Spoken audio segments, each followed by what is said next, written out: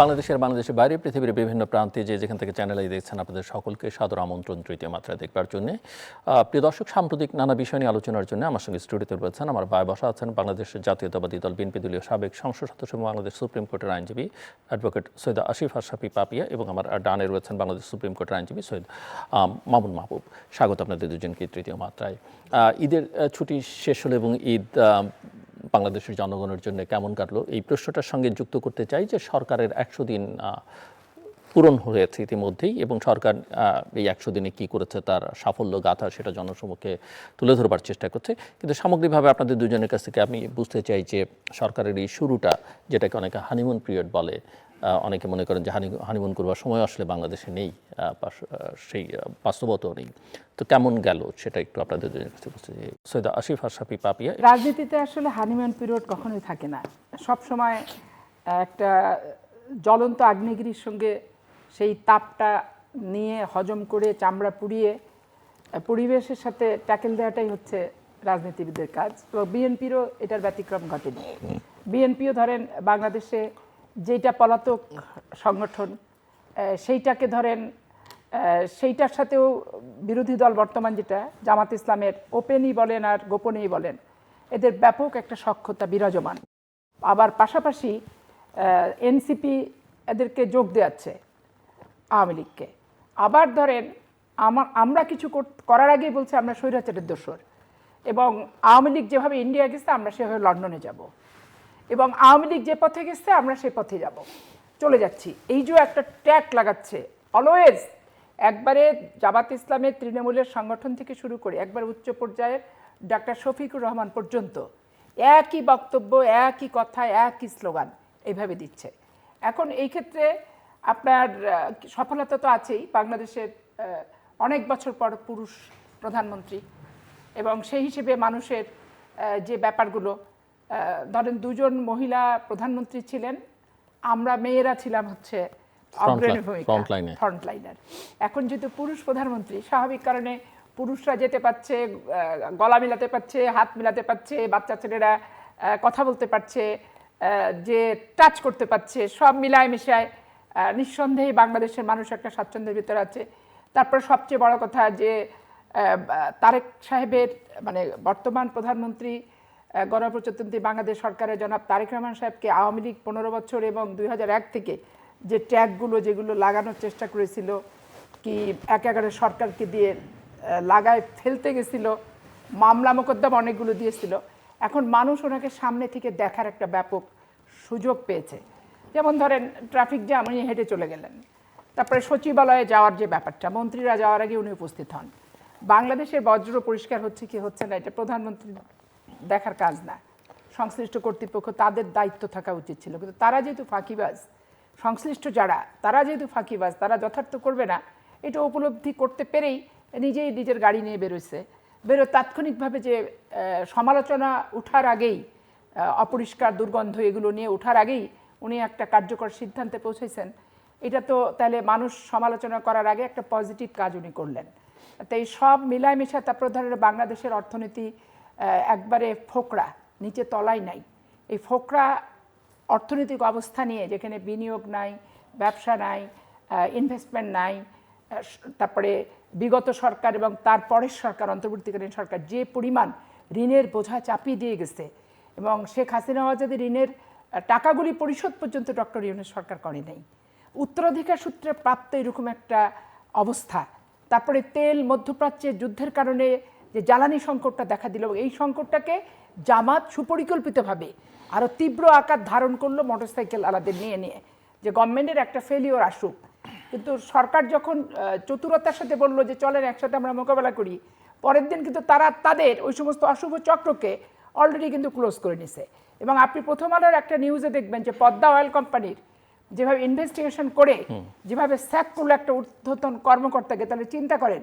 এবং আমি শিওর যে এই গভর্নমেন্টকে অস্থিতিশীল করার জন্য এবং গভর্নমেন্ট যাতে একটা বিপদে পড়ে, এইটা করার জন্য ওই যে ভদ্রলোক পদ্মা অয়েলে চাকরি করে যাকে স্যাক করছে পদ্মা অয়েল কোম্পানি, এটাও কিন্তু জামাতের সাথে রিলেটেড একটা ব্যক্তি বলে আমি মোটামুটিভাবে সাধারণ ধারণায় বিশ্বাস করি।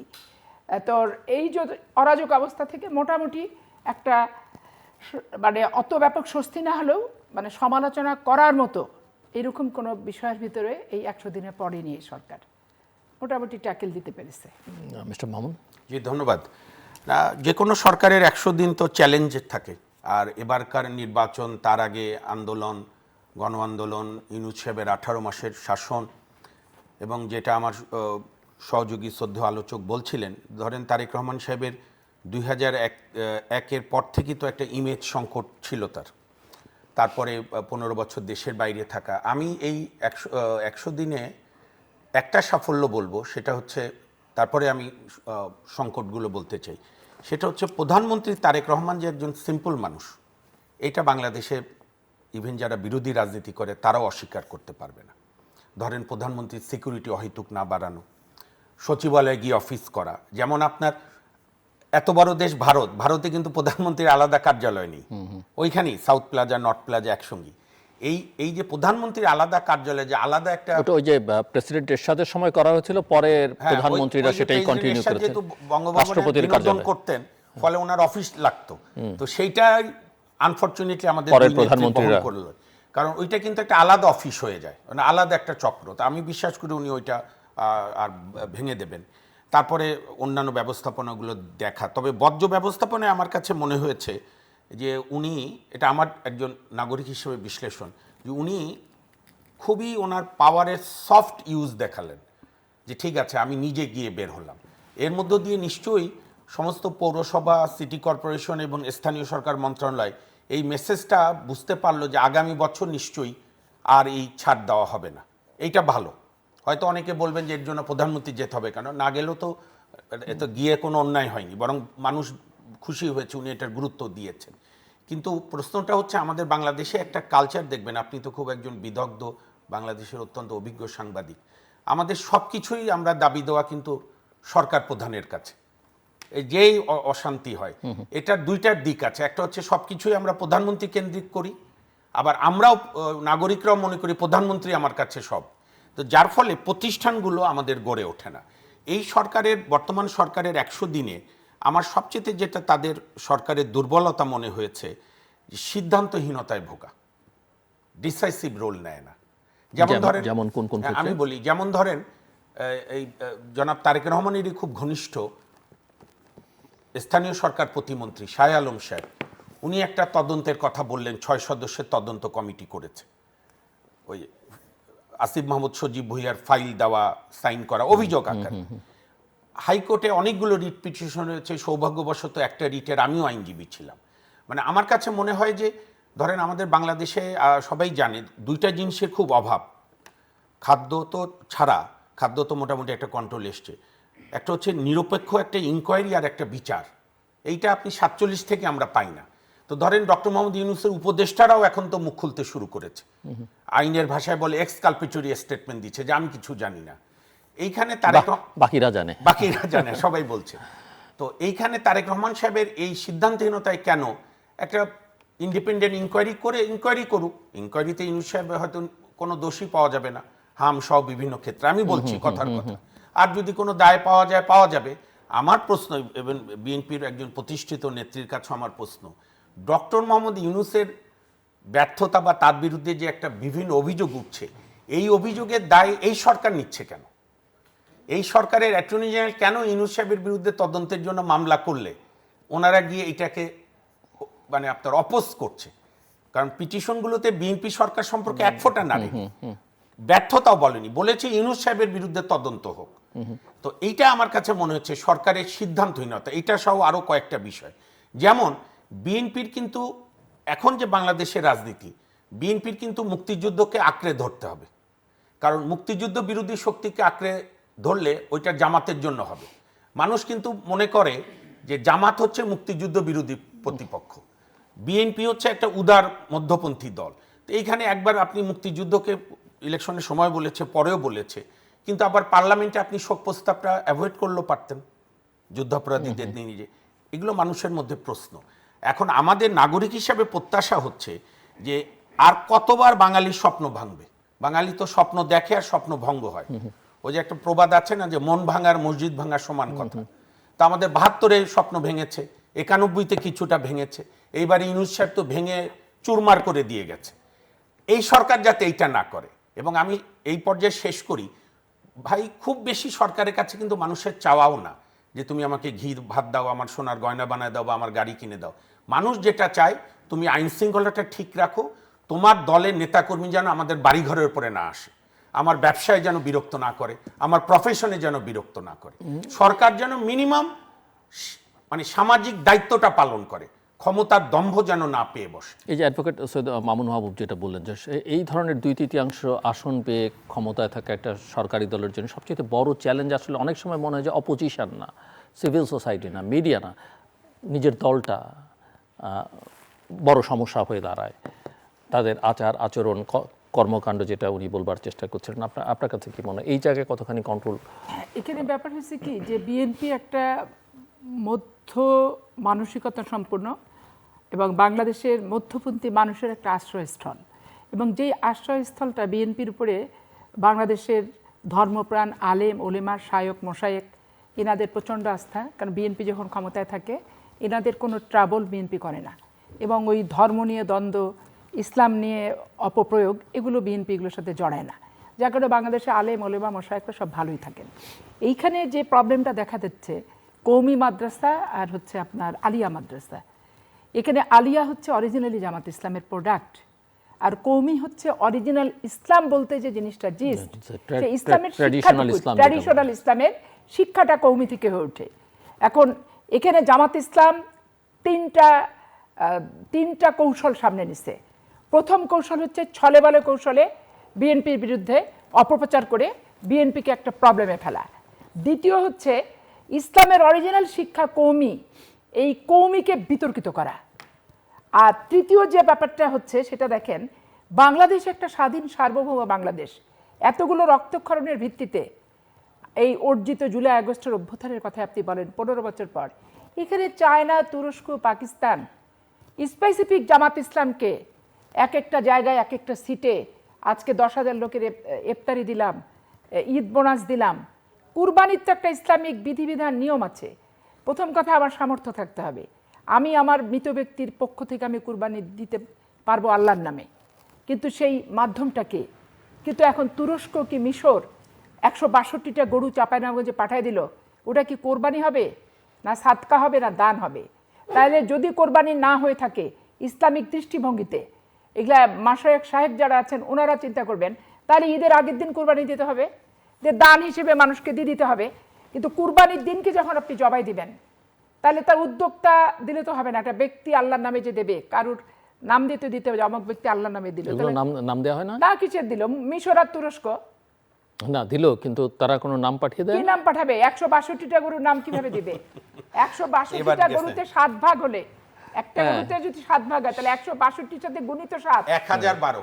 1012 তো 1012 লোকের কার নামে যে তারা আল্লাহর নামে কুরবানিটা যে দিল অমকের পক্ষ থেকে, এটা কিভাবে হলো? তাহলে এখন দেখেন যে এই যে জাকাত ফিতরা সাদকা আন্তর্জাতিকভাবে নিয়ে এসে এক একটা সিটের এক একটা ভোটারদেরকে প্রলুব্ধ করে 2 কেজি মাংস, ভোটের সময় বিরিয়ানি, 500 করে টাকা পার মিটিং, তারপরে ভোট নেওয়ার জন্য ধরেন 1000, 1500, 2000 করে টাকা, চেয়ারম্যানদেরকে 2 লাখ, 3 লাখ, 4 লাখ করে টাকা, তারা সমস্ত প্রশাসনিক সেটআপ শুধু দিছে তা না, ওই সেটআপকে আবার তারা খামও দিছে, যাতে সেটআপ নিজের দলের সেটাও যেমন ঠিক আছে, উপঢৌকনও ঠিকঠাক মতো থাকে।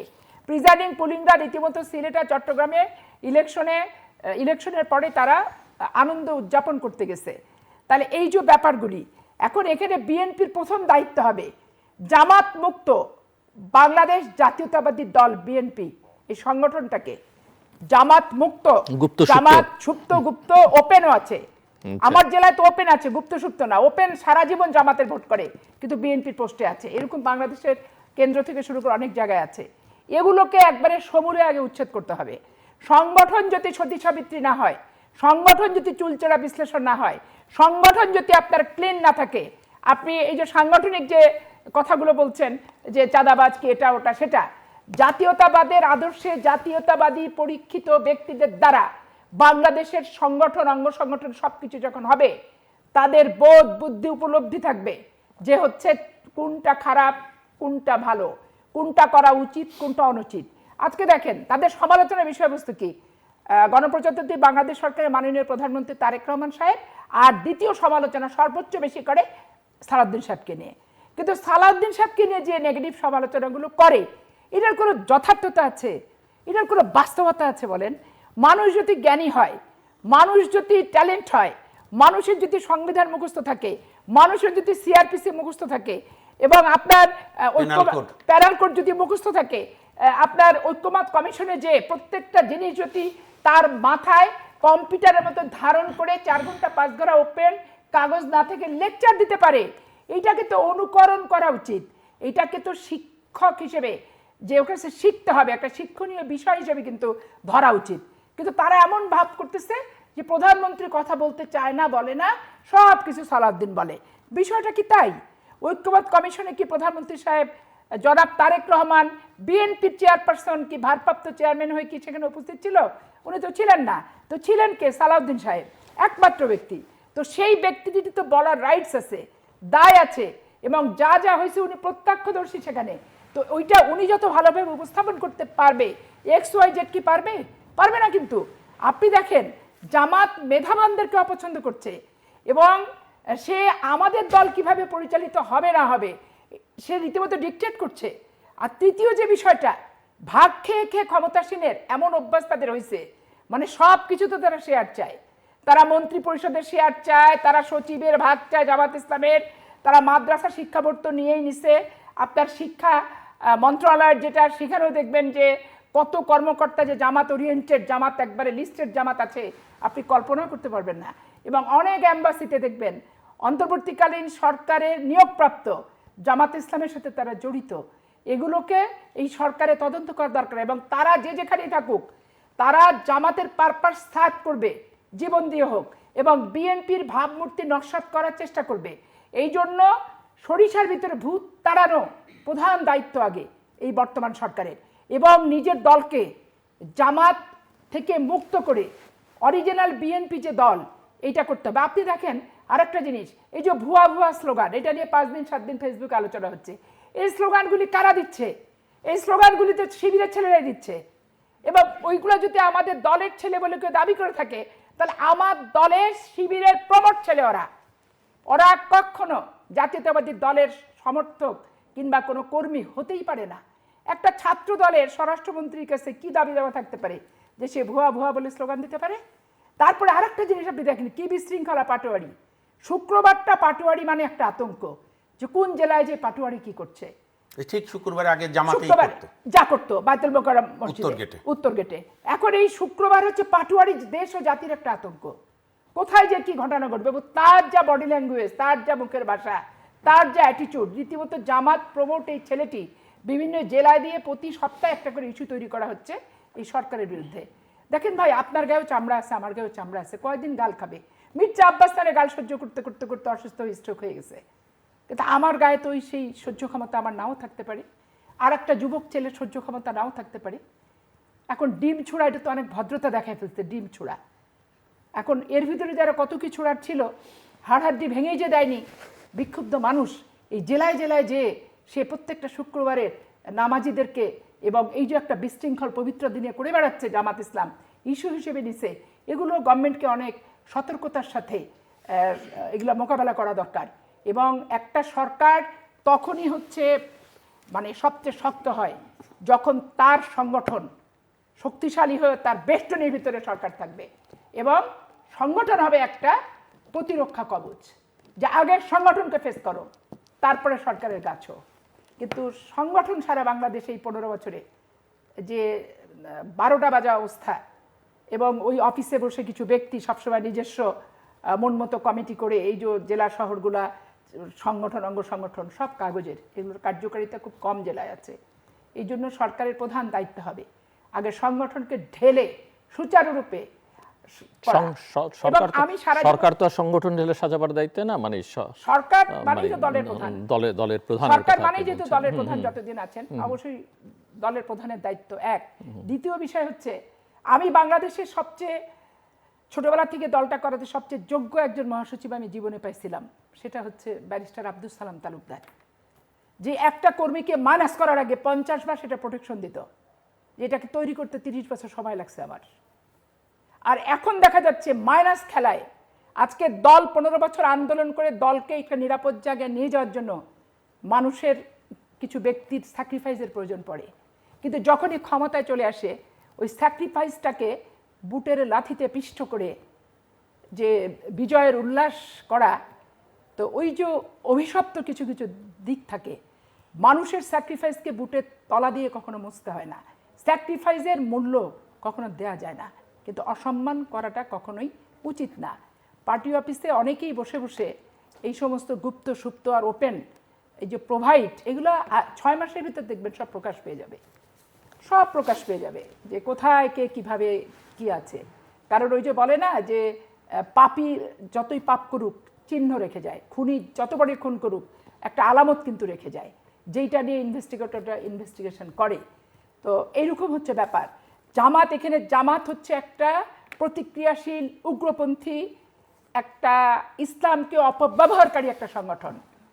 এইটাকে মোকাবেলা করতে গেলে মুক্তিযুদ্ধের চেতনা, স্বচ্ছতা, বলিষ্ঠতা, অরিজিনাল জাতীয়তাবাদী দিয়েই কিন্তু এই দলকে প্রতিষ্ঠা করে। মিস্টার মামুন মাহবুব, যে থ্রেটের কথা ইঙ্গিত করছেন অ্যাডভোকেট পাপিয়া, আমি একটু বুঝতে চাই যে সরকারের অনেক করণীয় নিয়ে আলোচনা আমরা করছি, ভুল ত্রুটি ধরিয়ে দেওয়ার চেষ্টা করছি, এই জায়গায় আসলে তার করণীয় কি? কারণ এই থ্রেটকে মোকাবেলা করতে হলে কি কি পন্থায় আসলে কি কি উদ্যোগ নেওয়া দরকার, কি কি কাজ করা দরকার? এখন ধরেন বনলতা এক্সপ্রেস একটা মুভি এক জায়গায় প্রদর্শিত হবে, এটা প্রদর্শন করা যাবে না, এক পক্ষ দাঁড়িয়ে বললে এখানে কোনো সিনেমা চলবে না। এটাকে যে কেউ প্রোটেস্ট করবে বা কাউন্টার করবে সেই সাহসও কেউ করছে না, যে তাহলে একটা অরাজকতা তৈরি হতে পারে। সো এটা আপনি খুব রিসেন্টলি দেখেছেন কিনা, 6 জন সাংস্কৃতিক ব্যক্তিত্ব, বেশিরভাগই বিএনপি পন্থী, যেমন শিল্পী ন্যান্সি, সে তো আওয়ামী লীগের আমলে অনেক নিপীড়িত হয়েছেন। সে ডাইরেক্ট বলেছে, আমি তার সাক্ষাৎকার দেখলাম, যে ভাই আমার জীবন চলেনি 18 মাস, ইউনুসের জামানায় গান গাওয়া যায়নি। তারপরে এই যে আপনার শিল্পী আমাদের জনপ্রিয় ফেরদৌস ওয়াহিদের ভাস্তি বোধহয় শায়ান ওয়াহিদ, যে ওই আমলে শেখ হাসিনার চোখে চোখ রেখে গান গেয়েছিল, রানীমা তোমার আর কত লাশ লাগবে। সে বলল যে ইউনুস জামানায় আমরা ভাবলাম যে এটা আরো উন্মুক্ত হবে, কিন্তু আপনি দেখেন এমন এক সাংস্কৃতিক ব্যক্তিত্বকে দায়িত্ব দিল যে বঙ্গবন্ধু ছবিতে তার ওয়াইফ অভিনয় করে, আর সে পুরা সাংস্কৃতিক অঙ্গনটাকে আগ্রাসীর মতো খেয়ে, হ্যাঁ, এবং আপনার এই যে আমাদের কোর্টের কাছেই যে শিল্পকলা একাডেমি, যে সবসময় জমজমাট থাকতো, এখন আবার দেখছি ভালো লাগছে হচ্ছে, কিন্তু পুরা ইউনুসের 18 মাস জামানায় আমরা একদম উল্টোটা দেখলাম। আমার যেটা বেদনা, জিল্লু ভাই, আপনি একজন অত্যন্ত জনপ্রিয় সাংবাদিক, ধরেন ওই যে কবি হেলাল হাফিজের কবিতা আছে না, যে এখানে মিছিলে সবাই আসে, কেউ আসে সংসার সাজাতে, কেউ আসে সংসার ভাঙতে, সংসার বিপদীয় থাকে। তো ধরেন একটা গণ আন্দোলনে কিন্তু অনেক চরিত্র থাকে, জামাত থাকতে, বিএনপি থাকে, অন্যান্য দল থাকে, বামপন্থীরা থাকে, সাধারণ মানুষ থাকে যারা টায়ার্ড হয়ে গেছে, ইভেন আওয়ামী লীগ মাইন্ডেরও না, যে আর কতদিন শেখ হাসিনা ভোটের নামে এই নাটক করবে। তো এরপরে যখন পতনটা হলো, 8ই আগস্ট ইউনুস সাহেব ওত নিল, আপনার স্মৃতি জলজালা, আপনি তখন তরুণ ছাত্রনেতা, সেও আমাদের ছাত্র নেতা, শাহাবুদ্দিন সাহেব ছাত্র নেতাদের বললো না 12ই ডিসেম্বর তোমরা যার যার ক্যাম্পাসে চলে যাও, ফেরত যাও, আমি নির্বাচন করে দিয়ে চলে যাব 90-তে, এবং উনি তাই করলেন। পার্লামেন্টের সংসদের অ্যামেন্ডমেন্ট করতে হলো যে উনি আবার প্রধান বিচারপতির আসনে ব্যাক করবে। কত নির্লোভ, 78 দিনের মাথায় ইলেকশন, 78 দিনের মাথায়, এবং স্বাধীন বাংলাদেশে প্রথমবার সুষ্ঠু নির্বাচন হলো। অত বড় টাওয়ারিং পার্সোনালিটি বঙ্গবন্ধু পারেনি 73-এর নির্বাচন সুষ্ঠু করতে, বাকিগুলো বাদ দিয়ে দিলাম। তো সেইখানে 91-তে প্রথম সুষ্ঠু নির্বাচন হলো এই ফেব্রুয়ারি মাসের 22 তারিখ, বেগম জিয়া প্রধানমন্ত্রী হলেন, আওয়ামী লীগ বিরোধী দল হলো। তো সেইখানে ইউনুস সাহেবের প্রতি তো মানুষ মিনিমাম, এখন ধরেন অনেকে বলে হ্যাঁ আপনারা বুঝতে পারেননি, আচ্ছা ভাই বলেন, একটা আমার বাবার চেয়ে বয়সী একটা বড় মানুষ 5 মিনিট কথা শুনলে মন ভরে যায়, তা আমরা কি তার ভিতরে ঢুকবো যে তার এই কাহিনী? আজকে আমি আপনার সামনে একটা চ্যালেঞ্জ দিয়ে বলতে চাই, বঙ্গবন্ধু শেখ মুজিবুর রহমান থেকে শুরু করে মুস্তাক, আবু সাদাত সায়েম, শহীদ রাষ্ট্রপতি জিয়াউর রহমান, দেশনেত্রী বেগম খালেদা জিয়া, ইভেন বঙ্গবন্ধুর কন্যা শেখ হাসিনা, এনারা প্রত্যেকে একটু মিলেও যেটুকু রাষ্ট্রীয় সুযোগ নিয়েছে সেই সবগুলোকে আপনি এক পাল্লায় মাপেন, আর ইউনুস সাহেব 18 মাসে তার যে পার্সোনাল সুযোগ নিয়েছে, পাল্লায় যে আপনার ছাদ ছোবে। তো এইটা তো আজকে এই ক্লান্তিগুলো হচ্ছে। আমাদের প্রিয় নেত্রী আপা যেটা বলেছে জামাত মুক্ত বিএনপি, আমি মনে করি যে বিএনপির কিন্তু, আমি এটা অন্যান্য টকশোতে বলি, আপনার এখানেও আপনি সুযোগ দিয়েছেন আগে আমাকে, যে বিএনপির কিন্তু খুব বেশি কিছু করার দরকার নেই। বিএনপির ক্যাবিনেট যদি সপ্তাহে একদিন কম্বাইন্ডলি কালেকটিভলি মনে করে যে আচ্ছা এত বড় জনপ্রিয় দল ছিল, মুক্তিযুদ্ধের নেতৃত্ব দানকারী দল, মানুষের সমর্থন ছিল, ত্যাগী লোকজনও ছিল, সেই আওয়ামী লীগ কেন পারল না, তাহলে কিন্তু বিএনপির সাফল্য কনফার্ম। মানে আওয়ামী লীগ কেন পারলো না, মানে আওয়ামী লীগের এই করুণ পরিণতি কেন হ্যাঁ হলো? সেটাই বলছি, করুণ পরিণতি ওই, এবং যে ডেলিভারি দরকার ছিল। তো এইটা মনে করলেই আপনার, কারণ কি রাজনীতিতে দলবাজ লাগে না, কিন্তু দল লাগে। আপনি দেখেন এই পার্লামেন্টারি সিস্টেমে কিন্তু দল সিদ্ধান্ত নেয়, প্রধানমন্ত্রী কিন্তু দলের সিদ্ধান্ত নেয় না, দল সিদ্ধান্ত নেয় আমার সংসদীয় দল হবে এই ABC নেতা হবে। আমাদের এখানে মুশকিলটা হলো একবার মন্ত্রী হয়ে গেলে ও মনে করে যে আমি এই জেলার যে দায়িত্বে আমি এটার নায়েবের সুবেদার, সুপ্রিম কমান্ডার। ও খুঁজবে আমার ভাস্তা ভাস্তি, ছেলের বউ, মেয়ের জামাই, এই দল সেখানে অনুপস্থিত। আর দলকে বাদ দিয়ে শুধু প্রশাসন আর গোয়েন্দার উপরে নির্ভর করলে কি হয়, এটা তো শেখ হাসিনা লুটিয়ান দিল্লিতে মনে হয় প্রত্যেকদিন নিজের চুল ছিটছে যে তার দলকে সে পরিত্যাগ করেছিল। এত বড় দল তো কাউকে না। ওই যে 1 তারিখে তার সেনাপ্রধানরা বা অন্যরা সবাই মিলে গিয়ে বলেছিল স্যার, স্যার ডাকতো, আমি একদম হটসেস মাউথে, স্যার ঢাকায় একটি পিঁপড়াও ঢুকবে না। তো কি ঢুকছে পরে তো আমরা দেখলাম। তো এইখানে বিএনপির আমি যেটা মনে করি, বিএনপি যে আপা ভুল হলে আপনি আমাকে কারেক্ট করেন, 22 সালে কিন্তু বিএনপি স্বেচ্ছা উদ্যোগ নিয়ে জামাতের লাইবিলিটি ঝেড়ে ফেললো, 20 দলীয় জোট ভেঙে দিল ওই ক্রাইসিস সিস্টেমে। যে মানুষ যখন ঐক্য করে সবাইকে নিয়ে, তখন বিএনপি বললো যার যার মতো করো, আমি আমার মতো, enough is enough, enough is enough. সেই বিএনপি এখন জামাতের ক্ষেত্রে, আমি টোটাল বিএনপি বলছি না, আমি অনেকের কথাবার্তায় বুঝি তো একটা কেমন যেন মানে নমনীয়তা মনে হচ্ছে যে এখন বিএনপির জন্য তো অল টাইম আওয়ামী লীগ তার প্রতিদ্বন্দ্বী থাকবেই, সে নিষিদ্ধ থাক আর ইনকামিং থাক, কিন্তু বিএনপির যেটা কালচারাল প্রবলেম, বিএনপিকে যেটা ভিতর থেকে শেষ করছে, যেটা আওয়ামী লীগও করেছে কিছুটা, সেটা হচ্ছে জামাত ইসলাম। এবং ইউনূস সাহেবের সবচেয়ে যেটা অন্যান্য বড় অপরাধের সঙ্গে আমি এই ভাষায় বলতে বাধ্য হচ্ছি, ধরেন বেগম জিয়া দুটি মন্ত্রী দিল, জামাতের সাংস্কৃতিক বা সোশ্যাল অ্যাকসেপ্টেন্স বিএনপি দেয়নি, কিন্তু ইউনূস সাহেব গত 18 মাসে জামাতকে সোশ্যালি অ্যাকসেপ্ট করিয়ে দিয়েছে। একটা মহা বিপদের কাজ করেছে আমাদের অন্যান্য অনেক কাজের পাশাপাশি। এখান থেকে বিএনপিকে বুঝতে হবে যে বিএনপি একটা জনপ্রিয় রাজনৈতিক দল। আপনার মনে আছে ভাই, ইলেকশনের একদিন আগে, ইভেন ওনারা হয়তো টাচ করতে চাইছেন না যে স্ট্যাবিলিটি নষ্ট হতে পারে এখনই জামাতের সঙ্গে একটা কনফ্রন্টেশনে গেলে, না একটু যেমনটা ওনারা বলছেন যে জুলাই চার্টারে তো আমরা এই কারণে সাইন করেছি, বা ইলেকশনটা হয়ে যাক, এটা স্ট্র্যাটেজি হিসেবে, সেরকম কারণে কি না, সেটা হতে পারে, কিন্তু কিছু কিছু সময় স্ট্র্যাটেজি আর কাজ করে না। যেমন বিএনপি তো একটা শক্তিশালী রাজনৈতিক দল, আমি জাস্ট একটু শেষ করে দিই। দেখেন শেখ হাসিনা কত চেষ্টা করেও বিএনপি ভাঙতে পারেনি। তার সর্বশেষ কোটি কোটি টাকা খরচের পর একটাই আবিষ্কার হয়েছিল, মেজর শাহজাহান ওমর। তো সেই বিএনপি যদি এখন ক্ষমতায় এসে জামাতকে ভয় পায়, আমি একটা কথা আজকে বলে আপনি অন্য আপার কাছে যান, জামাত কিন্তু 1970 সালে কাছাকাছি ভোট ছিল, জামাতের ভোট কিন্তু র্যাপিড বাড়েনি, বা ছাত্র শিবির আগেও ছিল। আমরা অনেকে ভুল করি, মানে অ্যান্টি লিবারেশন ফোর্স, হ্যাঁ আমরা অনেকে ভুল করি যে ওরে বাপরে শিবির বোধে এত বেড়ে গেছে। না, শিবিরের যেটা হয়, শিবির সবসময় থাকে একটা আদর্শ তাদের, ভালো আর খারাপ বলে, কিন্তু শিবির যেটা হয় রাষ্ট্রীয় মদত পেলে গায়ে চর্বি জমে, যেটি ইউনূস সাহেব দিয়েছিল। এইটা যদি বিএনপি রাষ্ট্রীয় মদতটা বন্ধ করে দেয়, রাজনৈতিকভাবে জামাত থাকবে অন্যান্য দলের মতো। বিএনপির এই সিদ্ধান্ত পরিষ্কার করতে হবে। বিএনপি এই যে সবার সঙ্গে খেলতে যাব, সবাইকে পক্ষে নিয়ে রাজনীতি হয় না, আপনাকে একটা পক্ষ নিতে হবে। আচ্ছা, এখানে আমি বলি যে ইউনূস শুধু সোশ্যালি জামাত ইসলামকে অ্যাক্টিভ করছে তা না, জামাতের ইউনূস এবং ডক্টর ইউনূসের সংগঠন হচ্ছে জামাত এবং এনসিপি, জামাত ইসলাম, আর এনসিপিকে একটা আলাদা ফরম্যাটে একটা বাচ্চা তৈরি করছে। তারা সবই কিন্তু জামাতের এবং তাদের প্রোডাক্ট কিন্তু জামাত। তারা এটা ফরম্যাটটা হচ্ছে ভিন্ন। এই যে এবি পার্টি ফরম্যাট তো জামাতি, ইনক্লাব মঞ্চ, আমি তো বলি আপা যে এনসিপি হচ্ছে জামাতের যুব শাখা, হ্যাঁ ইনক্লাব মঞ্চ, এটাও কিন্তু ফরম্যাট কিন্তু জামাত ইসলামেরই। এবং ইউনূস সরকার বাংলাদেশের সবচেয়ে খারাপ যে কাজটা করছে, যে মুক্তিযুদ্ধের ইতিহাসকে, মুক্তিযুদ্ধের চেতনাকে স্বাধীনতা বিরোধী চক্রের কাছে রীতিমতো পরাস্ত করার ব্যাপক ষড়যন্ত্র সে করেছে 18 মাসে। বাংলাদেশের ইতিহাসে প্রথম তাদেরকে শুধু বিরোধী দল বানায় নিয়ে গেছে তা না, সারা বাংলাদেশে আমি দৃঢ়ভাবে বিশ্বাস করি যে হ্যাঁ ভোট ফেল করছে, না ভোট পাস করছে। এবং না ভোটকে হ্যাঁ করাতে যে ভোটের যে রেশিওটা বাড়িয়ে দিল, তারা যে বাড়াতে যে তখন আনুপাতিক হারটা জামাতেরও বেড়ে গেল ভোটের। এই বাড়ানোর কারণে তাদের একটা আনুপাতিক ভোটের সংখ্যাটা কিন্তু বাড়ায় ফেললো। এবং এই যে ডক্টর বদিউল আলম মজুমদার এরা বড় বড় লেকচারার কথা বলে বেড়ায়, এবং আমি তো এখন দৃঢ়ভাবে বিশ্বাস করি যে ভদ্রলোক একটা সুপ্ত জামাত ইসলাম। বাংলাদেশ ব্যাংকের টাকা নিয়ে যে হানা ভোটের প্রচার করলো, এইটা রাষ্ট্র কখনো কি পারে? তাহলে এই রাষ্ট্র এই জামাত ইসলামকে এই জায়গায় আনতে যে একটা ম্যাট্রিকুলাস ডিজাইনের ভিত্তিতে, ভোটের পরিসংখ্যান এবং প্রশাসনিক সেটআপের ভিত্তিতে এবং রাষ্ট্রের অর্থ ব্যয় করে তাদেরকে এই সিট এবং এই আনুপাতিক হার ভোটারের তাদেরকে দিয়েছে। তো ইউনূস সরকার এবং ব্যক্তি ইউনূস এটা কি ক্ষমার অযোগ্য অপরাধ করেছে?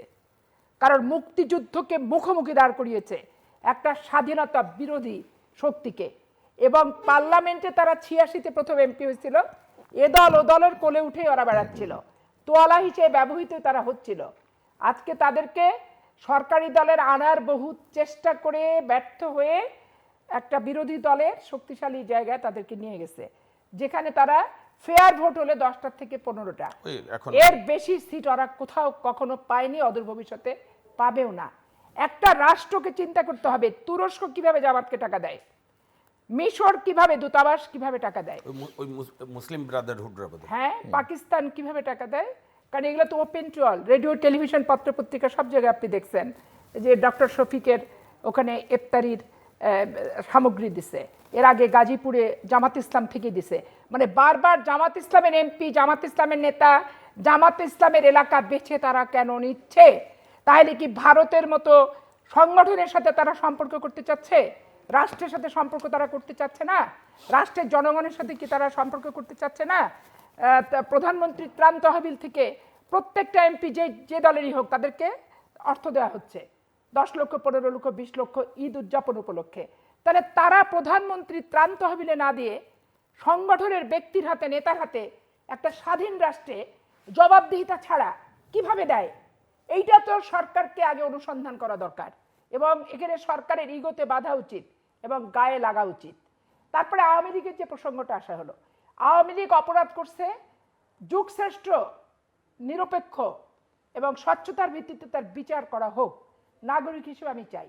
কিন্তু একটা আওয়ামী লীগ যে দেশের ভিতরে আছে সে ভোটার, যে আইনজীবী সমিতিতে আছে সে ভোটার, সে ভোট দিতে পারবে, ক্যান্ডিডেট হতে পারবে না, এটা কোন বিধিবিধানের ভিতরে ফেলা হচ্ছে? তাহলে বাংলাদেশের আইন বিশেষজ্ঞদের নিয়ে এই ব্যাপারে একটা সঠিক সিদ্ধান্তে পৌঁছানো দরকার।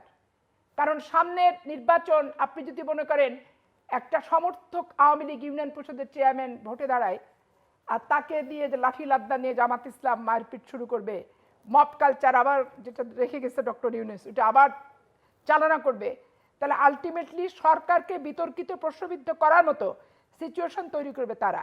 অতএব এই ক্ষেত্রে একবারে গঠনমূলক আলোচনার ভিত্তিতে, যে মানুষের ভোটার যে তার ভোট করার এবং প্রার্থী হওয়ার এখতিয়ারও তার আছে, ভোট প্রদান করার এখতিয়ারও তার আছে, এই সব ক্ষেত্রে সুস্পষ্ট বক্তব্য সরকার এবং জামাত ইসলাম বিরোধী দল এদের বাংলাদেশের মানুষের জন্য সুস্পষ্ট বক্তব্য থাকা দরকার। কারণ লাঠি লাদনার রাজনীতি 15 বছর করা হয়েছে, এটা বাপের সম্পত্তি না, যে রক্ত দিয়ে শহীদ হয়ে মাইর খেয়ে রিমান্ডে যে বারবার ওই পরীক্ষায় উত্তীর্ণ হতে হবে, এটা কিন্তু না। এটা এই ক্ষেত্রে একটা দরকার।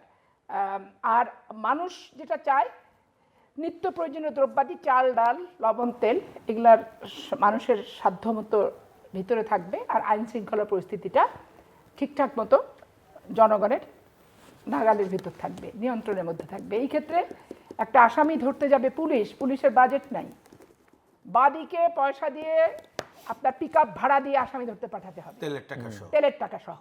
তাহলে এইটা স্বরাষ্ট্রমন্ত্রীকে দেখতে হবে আগে, পুলিশের নামে এত দুর্নাম কেন, পুলিশকে রাজনৈতিক হাতিয়ার হিসেবে কেন ব্যবহার করা হয়? এর কারণ হচ্ছে দুটো, যে পুলিশের ম্যান পাওয়ারের সংকট আছে আর তাদের অর্থনৈতিক দুর্বলতা আছে।